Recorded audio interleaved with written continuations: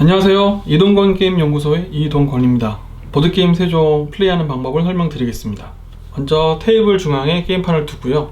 위에는 업적 카드, 하단에는 인물 카드를 색깔에 맞춰서 배치합니다. 업적 카드는 각 조마다 4장씩 있고요. 카드 중앙에 숫자 순대로 5, 6, 7, 8 작은 숫자가 위로 올라오도록 정리하셔서 배치해 주시고요. 인물 카드는 각 조마다 2명씩 구성되어 있습니다. 그래서 인물 카드는 섞은 후에 적당히 섞은 후에 놓으시고 해당 인물 타일을 카드 위에 두면 됩니다.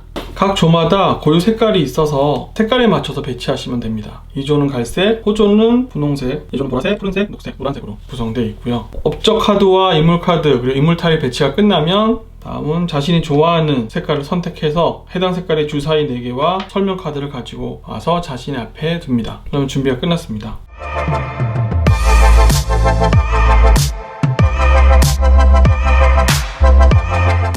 적당한 방법으로 선을 정한 후에 선 마크를 선으로 정해진 사람 앞에 둡니다. 선이 된 사람은 해당 라운드에서 임금 역할을 해주시면 되고요. 3종이 되겠죠? 나머지 플레이어들은 신하가 됩니다. 선이 정해지고 나면 나머지 신하들은 임금에게 자신의 인재 주사위를 모두 넘겨줍니다. 이 색깔의 인재 주사위들이 사람이라고 생각하시면 이해하시기 편할 거예요. 그러면 임금은 주사위를 모아서 한 번에 굴립니다. 그래서 나온 숫자대로 게임판에 눈에 맞춰서 1은 1칸에 4는 4칸에 3은 3칸에 6은 6칸에 3은 3칸에 2는 2칸에 숫자에 맞춰서 배치를 합니다. 신하들의 인재 주사위 배치가 끝나면 임금은 자신의 주사위를 비어있는 곳에 또는 주사위가 적은 곳에 놓으면 게임을 유리하게 풀어 나갈 수 있습니다. 임금의 특권으로 임금의 인재 주사위는 임금 원하는 곳에 마음대로 놓을 수 있습니다. 이렇게 되면 각 인재들이 6조에 일을 하기 위해서 배치가 끝난 상황이 됩니다. 다음은 2조부터 일을 해 나가 보겠습니다.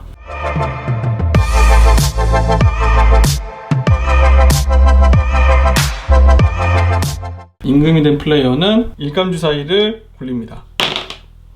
난이도 2짜리 일과 6짜리 일이 할당되었습니다. 숫자가 높을수록 어려운 일이고요. 낮을수록 쉬운 일입니다. 2조에 일감 2개가 배정됐으니까 2조에 속해 있던 인물들이 이 일감을 처리하기 위해서 노력합니다. 보라색 주사위 주인, 또 노란색 주사위 주인이 각자 자신의 인재 주사위를 판에서 가져와서 굴립니다. 그래서 높은 수대로 순위를 매깁니다. 1등부터 자신이 처리할 수 있는 일감 주사위를 선택해서 일감을 처리합니다. 6은 자신보다 큰 숫자이기 때문에 처리할 수 없고요. 2를 처리할 수 있기 때문에 1등인 5부터 이 일감을 처리해서 이 칸으로 갑니다. 동일한 칸으로 가고요. 다음에 자신이 원하는 인물 타일을 골라서 씌워줍니다. 그러면 평범한 인재가 황희가 되었습니다. 나머지 인재 주사위들은 처리할 수 있는 일감이 없기 때문에 이번 라운드에서는 진출할 수가 없습니다. 다음 2조 업무가 끝났으니까 다음은 호조 차례입니다. 임금 플레이어가 일감을 2개 주고 나머지 호주에 속해 있던 인재 주사위 주인들이 가져가서 각자 자신의 주사위를 굴립니다. 이렇게 일감 주사위보다 인재 주사위 능력들이 낮아서 일감 처리할 수 없는 경우에는 아무도 게임판에 위치할 수가 없습니다. 그래서 모두 게임판 옆으로 치워주시면 됩니다. 똑같은 방식으로 예조에 대한 일감도 임금이 내리면 나머지 4명의 인재들이 경쟁을 벌입니다. 노란색 주사위, 그 다음에 초록색 플레이어가 자신의 주사위를 굴리고 보라색 플레이어도 주사위를 굴립니다. 그래서 높은 수부터 등수를 먹여서 1등이 6일감을 처리할 수 있네요. 판에 간 후에 자신이 원하는 인물 둘 중에 아무나 선택하면 됩니다. 다음 2등인 4 능력을 가진 인재 주사위가 이 일감을 처리했으므로 두 번째 칸에 갔고요. 남아있던 박연의 인물 타일을 굴렸습니다.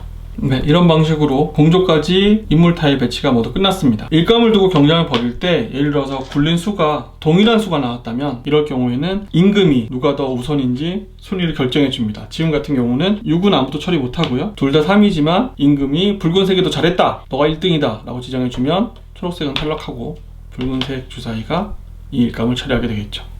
그리고 일감이 동일한 수가 나왔을 때는 1등이 먼저 3에 배치한 후에 2등이 인물 타일을 그 밑에 칸에 배치하면 됩니다. 그래서 1 일감이 둘이 나왔을 때는 한 명은 배치를 못하게 되겠죠. 이렇게 인물 타일 배치가 모두 끝나면 이 인물들로 업적에 도전해야 됩니다. 다시 2조부터 업적에 도전해 보겠습니다.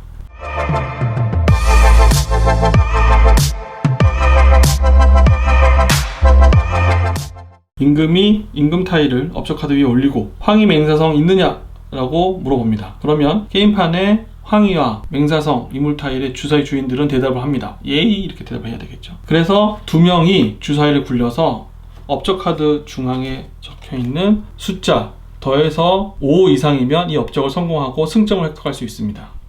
황희도 일감 주사위 하나, 맹사성도 일감 주사위를 분배받은 후에 둘이 각자 주사위를 굴립니다.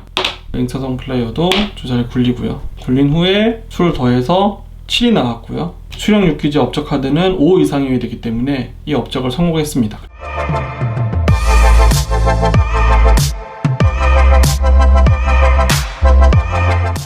그래서 5를 굴린 보라색 주사위 주인은 5점을 획득하고요. 맹사성 역할을 한 붉은색 주사위 주인은 2점을 획득합니다. 이때 인물 타일에 배치되어 있는 이 주사위는 해당 인물의 최대 능력치입니다. 따라서 황희는 6이 나와도 무조건 5로 취급을 받고요. 나머지 1, 2, 3, 4는 동일하고 맹사성도 마찬가지입니다. 능력치가 2인 주사위는 3, 4, 5, 6이 나와도 2가 됩니다. 3이면 4, 5, 6이 나와도 아무리 큰 수가 나와도 무조건 3으로 고정되고요. 1, 2, 3은 굴린 대로 처리하면 됩니다. 승점을 받은 후에는 주사위는 제외하고 인물 타일은 인물 카드에 올리면서 메뉴에 있는 인물 카드를 황희를 플레이했던 유저가 가져갑니다. 마찬가지로 맹사성을 플레이한 유저도 맹사성 카드를 돌리고 맹사성 카드를 획득합니다. 같은 방식으로 호조, 예조, 병조, 형조 두 명이 협동해서 업적을 수행하고 성공했다면 점수를 받고 만약에 더한 수가 업적 카드의 수를 넘지 않았을 때는 업적 도전이 실패한 것이 되고 승점, 인물 카드 모두 받지 못합니다. 역시 인물 타일도 그대로 두시면 되고요. 그래서 다음 왕 때 또 도전할 수 있습니다. 한 가지 예외 상황이 있는데 둘이 주사위를 굴려서 더블이 됐을 경우에 2, 2가 나왔던 4, 4가 나왔던 1, 1이 나왔던 두 수가 같은 수가 나왔다면 무조건 더한 수와 상관없이 업적에 성공하게 되고요. 또 최대값에 관계없이 나온 수대로 승점을 획득하게 됩니다. 최대값이 3인 채운덕이라도 5, 5로 더블로 성공을 했다면 5점을 받을 수 있게 되는 거죠. 같은 방식으로 호조, 예조, 병조, 형조, 공조의 임무를 수행하면 업적에 성공한 카드는 게임에서 제외시키고요. 차례대로 업적에 도전하게 됩니다.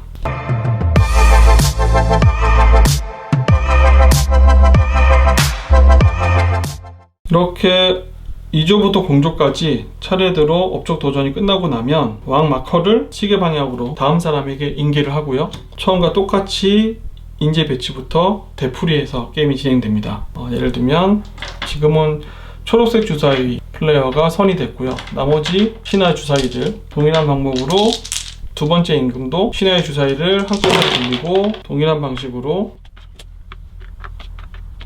주사위를 배치하고 마지막으로 자신이 남아있던 주사위를 자신의 마음대로 6조에 배치합니다. 같은 방식으로 일감 주사위를 2조부터 해결하고 또 배치하고 해결하고 배치하다가 이렇게 전 라운드에서 이미 타일이 배치되어 있을 경우를 설명드리겠습니다. 임금이 일감을 줬고요. 나머지 인재 주사위들이 4와 2가 나왔습니다. 5는 아무도 하지 못하고 1등인 빨간색 4 인재 주사위는 4의 일감을 처리했습니다. 이때 인물 타일이 없거나 또 원할 경우에는 해당 일감보다 같거나 낮은 위치에 있는 인물 타일 중에 하나를 선택해서 주사위를 빼버리고 자신이 차지해서 인물 타일을 뺏을 수 있습니다. 한 번 더 해볼까요? 병조의 경우 2명 다 인물 타일이 올라가 있습니다. 일감이 5, 3이 나왔고 인재 주사위는 5, 5가 나왔습니다. 그러면 임금이 보라색 플레이어가 더 잘했다고 선택했다고 가정하고 5 일감을 선택했습니다. 그러면 둘 중에 원하는 사람을 골라서 선택을 해서 자신이 들어가고요. 나머지 2등을 한 붉은색 플레이어도 3 일감을 처리했기 때문에 3 자리에 초록색을 빼내고 자신이 들어가게 됩니다. 이런 방식으로 계속 플레이를 해서 짧은 게임은 2번, 긴 게임은 3번 각자 왕을 해서 3라운드가 돌았을 때 게임이 종료되고요. 게임이 종료됐을 때는 자신이 획득한 승점이 가장 높은 사람이 승리를 하게 됩니다. 이때 획득했던 인물 카드로 가산점을 받을 수 있는데요. 각 카드에 보면 이름 위에 숫자가 있습니다. 그래서 하위 카드를 제일 많이 모은 사람은 5점, 호조 카드를 제일 많이 모았다면 4점 이렇게 가산점을 받을 수 있습니다. 이때 1등이 2명이라면 해당 인물 카드의 점수는 아무도 받지 못합니다.